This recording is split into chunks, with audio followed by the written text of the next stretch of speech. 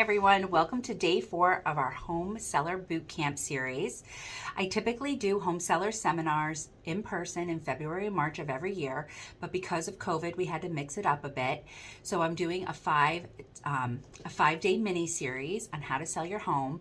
You can feel free to see the first 3 videos on my YouTube channel or on my Instagram page.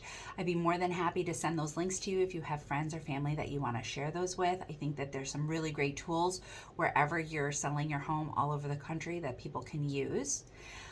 So day 1 and day 2 and day 3, we covered kind of the first steps, getting your home ready for sale, prepping and staging it, cleaning it out, decluttering. Today we're going to talk about photos and getting ready for the first showings.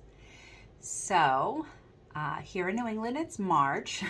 We can get some dreary days, we can get some rain, we can get a lot of mud. But it's important to remember that you want to be able to photograph your house and show the entire property. So when you're picking a realtor, you're going to want to go on realtor.com or Zillow or Trulio or some of these other home sites and look at the realtor's previous listings.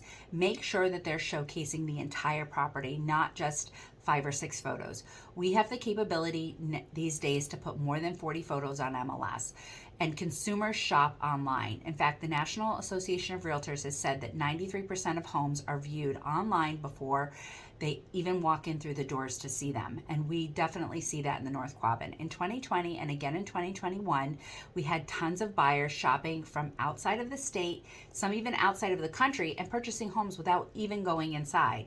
So it is our number one job to make sure that your home not only looks beautiful on the day of photos, but also that the photos show and express the entire property, not just the house. So I'm going to want to take pictures of your basement. You're going to want to make sure that looks pretty organized. All of your systems I'm going to want to document. If your property needs it, we're going to do drone photos because that can show the topography of the land that your house sits on. We're going to want to show the garage space. These things are very, very important for consumers. And you, as a home seller, want to make sure you're hiring a realtor that takes the time to make sure that not only the photos look great, but that your whole property is documented so that when it goes online on day 1, everything looks perfect. So the day of photos, I'm going to run your electric bill up. I'm going to come through. I'm going to turn on all of the lights in the house to make it as bright as possible. I'm going to lift up your blinds, open your curtains, and then we're going to go room by room and we're going to kind of move and shuffle things around to make them as appealing as possible for the photographs. So just like we talked about yesterday, clearing off your countertops, mud rooms, basements, playrooms, we want those areas to feel like a home, but not be overwhelming. So pretty sparse. We're going to want to go through and fluff all of the pillows, make sure the toilet seats are down. Definitely on beds, make sure that the pillows look pretty even and not one side up and one side down. And then really just go through and try to create that lifestyle that we talked about in day 2 so that people can see all of the special places that your house has to offer, and we can include those in the photos. And just understanding that the best representation that we can make online, so no blurry photos, no photos with half of someone's thumb in them, no cell phone picture photos. You want to make sure that whoever's photographing has a really good camera and understands how to take real estate pictures of the inside and the outside. We're going to want to show off your yard.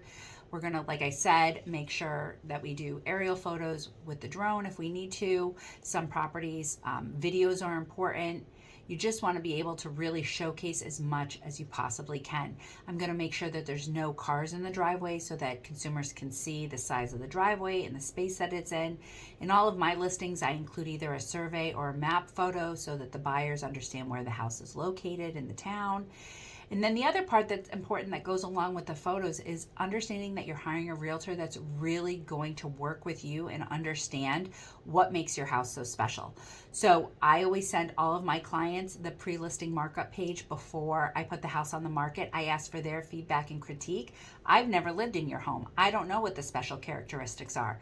And I'm a horrible speller. Everyone will tell you they find spelling mistakes in everything I do. So And that's just because I have a really busy mind between, managing my brokerage and having 4 kids and a husband who I do enjoy spending some time with. Life just gets busy. So anyway, I ask all of my sellers to review, their pre-marketing sheet and add information. Maybe I didn't know that you were a mile and a half from a public beach, or that your favorite restaurant is just down the road. Little things like that are really, really important. Let's see what else. One thing I didn't talk about when we discussed staging the home was smells. And I did just want to touch on that really quickly. People are hypersensitive to everything these days. We see it all the time. So, don't light candles, but maybe use a flameless kind of air freshener if it's needed. If you're a smoker, those are hands down the hardest homes we have to sell. And, no judgment on that, but it will deflate the price of your house, and you're going to want to make sure that you can try to dissipate that smell as much as possible. So when you do your heavy cleaning, like we talked about yesterday, maybe try to clean some of your upholsteries, maybe try to have your carpets washed. Depending on how heavy the smells are in your house, you might want to wash your walls, air out the house, and just understand that from day one that the consumers start to go through your home, we need them to feel like they can see themselves living there, that this is their life, that they could build their life here. And we want to neutralize as much as possible. So the loud colors, the smells, they need to all be inviting and make the person want to engage with us. And that way you'll get the most that you can for the sale of your house. So tomorrow's day 5 of the boot camp. We're going to talk about what is important for a successful first showing on your house. And we'll talk about what to do if you have multiple offers, or what to do if you don't have any offers at all. The series has been fun. If you have questions specific to any of the topics I've covered or anything else, please feel free to reach out. Have a great day.